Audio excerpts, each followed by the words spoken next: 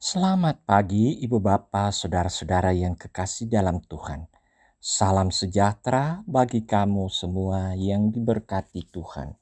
Berjumpa lagi di pagi ini dalam suasana dan sukacita yang baru dianugerahkan Tuhan bagi kita untuk menjalani kehidupan dalam berbagai aktivitas hari ini.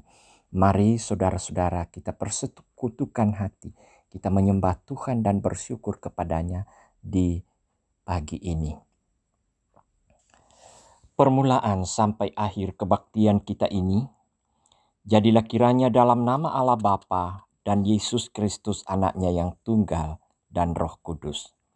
Kasih karunia dan damai sejahtera dari Allah Bapa kita dan dari Tuhan Yesus Kristus menyertai kamu. Amin. Firman Tuhan untuk edisi Rabu 1 September 2021 yaitu dari Yesaya pasal 32 ayat 1 sampai ayatnya yang ke-8. Yesaya 32 ayat 1 sampai 8. Mari berdoa mohon pimpinan Roh Kudus. Terpujilah namamu Tuhan, penguasa atas langit dan bumi. Penguasa atas hidup kami yang selalu menganugerahi kami kehidupan dan rahmat.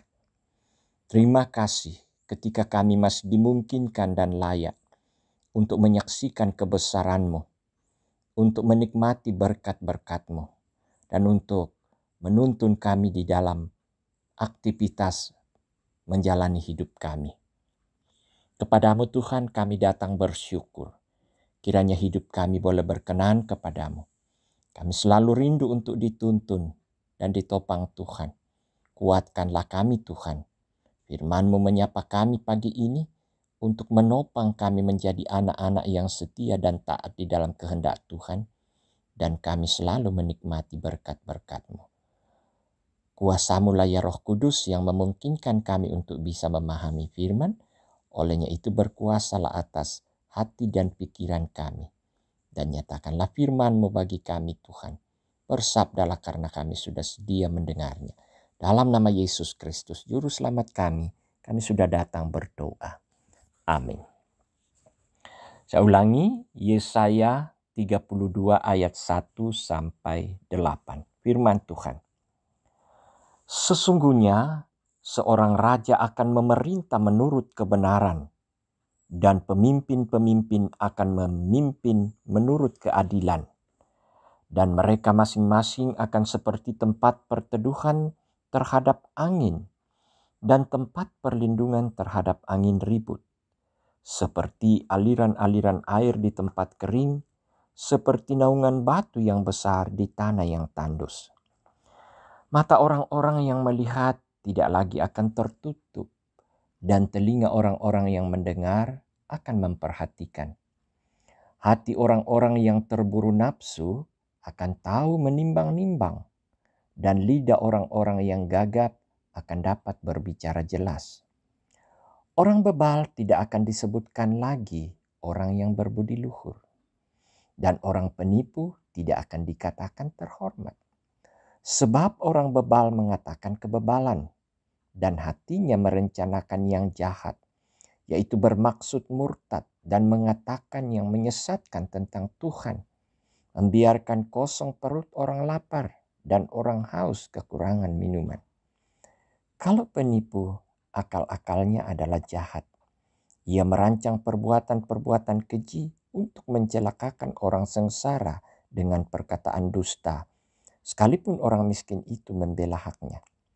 Tetapi orang yang berbudi luhur merancang hal-hal yang luhur, dan ia selalu bertindak demikian. Sejauh itulah bagian firman Tuhan yang kita baca dengar bersama. Berbahagialah kita yang mendengarnya dan melakukannya dalam kehidupan kita. Amin. Peringatan dan harapan. Peringatan dan harapan. Inilah yang menuntun kita untuk bisa masuk dalam perenungan perikop yang sudah kita baca. Ibu-ibu, bapak-bapak, saudara-saudara yang kekasih dalam Tuhan kita Yesus Kristus. Tahun lalu pada awal-awal COVID-19, umumnya kita semua merasa ketakutan dan tidak bisa berbuat banyak selain mengurung diri di dalam rumah. Aktivitas kita sangat terbatas. Kita masih diliputi oleh kegelisahan, kecemasan, dan ketakutan. Tetapi seiring perkembangannya, kita terus mendapat harapan bahwa akan ada vaksin yang diharapkan dapat menolong kita untuk tidak terpapar oleh COVID-19. Setidaknya meringankan beban ketakutan dan kegelisahan yang kita alami itu. Nah, di sini di perikop kita Ibu Bapa, saudara-saudara yang kekasih, Yesaya menyampaikan berita peringatan sekaligus berita pengharapan kepada bangsa Israel bahwa seorang raja akan memerintah menurut kebenaran dan keadilannya.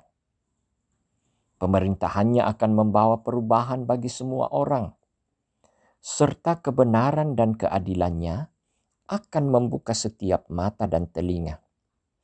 Tak ada seorang pun bisa menutupi kejahatannya di hadapan sang raja. Yesaya mengungkapkan harapannya kepada bangsa Yehuda untuk perwujudan keadilan Israel. Tetapi bila hidup umat tidak berubah, akan datang penghukuman dan masalah dalam kehidupan umat. Itulah sebabnya mereka mendapat peringatan sekaligus pesan pengharapan bahwa pada masa depan akan terjadi yang buta melihat, yang tuli menyimak, yang terburu nafsu menjadi bijak. Dalam Yesus Kristus, nubuat Yesaya telah dinyatakan. Dialah sang raja yang adil dan benar, yang akan memberi kehidupan masa depan yang menjanjikan. Namun saudara-saudara, pertanyaan bagi kita, apakah kita yang beriman kepadanya telah menjadi adil dan benar dalam menjalani kehidupan kita? Oleh karena itu, marilah kita yang telah mengalami kasih dan keadilan Kristus terus mewartakan dan menyatakan keadilan dan kebenaran bagi sesama manusia, agar semakin banyak orang yang mengalami pemenuhan bahwa dalam Kristus akan ada pemulihan. Amin. Mari saudara-saudara kita berdoa. Luar biasa kasih-Mu kepada kami, Tuhan. Kami tak dapat mengukur betapa kami bersyukur kami telah diberikan kehidupan dan keselamatan dalam Yesus Kristus sebagai Raja yang adil dan yang benar, bertindak dalam putusan yang adil dan benar, dan menyelamatkan. Terima kasih untuk firman yang telah kami dengarkan. Kau menghibur kami, menuntun kami untuk selalu bersukacita bahwa sesungguhnya Tuhan memulihkan kehidupan kami. Tuhan menyembuhkan kami dan Tuhan menolong kami di dalam Yesus. Kiranya firman-Mu tetap memberi kami kekuatan dan menerangi langkah hidup kami hari ini dalam aktivitas. Sekiranya apa yang kami lakukan semuanya itu berkenan kepadamu. Lindungilah kami Tuhan dan beri kami kekuatan. Karuniakan kami hikmat sehingga kami bijak dalam mengambil keputusan karena kami mau hidup di dalam kehendak Tuhan. Kami terus berdoa mendoakan keluarga kami, peliharalah kami. Berkati setiap usaha dan pekerjaan jemaat-Mu Tuhan. Di sanalah mereka merindukan berkat Tuhan. Dan kami yakin tidak akan sia-sia jerih dan lelah mereka. Karena Tuhan mempercukupkan mereka dengan kecukupan. Yang bergumul Tuhan, Kau sendiri mengenal mereka. Bergumul karena soal penyakit, bergumul karena soal usaha, pekerjaan, bergumul karena anak-anak, dan banyak hal-hal yang mereka jalani. Tuhan, Kau sendiri mengenal dan akan membuka jalan bagi mereka. Tuhan akan memberkati semua layanan bagi yang sakit. Tuhan memberi kekuatan dan penghiburan bagi yang berduka. Tuhan akan membuka jalan bagi setiap mereka yang kehilangan kerja dan usaha. Dan kami tahu Tuhan, Engkaulah sumber hidup kami. Terima kasih, kami terus berdoa untuk paparan virus corona yang memberi kami kecemasan. Namun kini kami percaya bahwa Tuhan memproses kami sejauh mana kami bisa kuat, berserah dan percaya.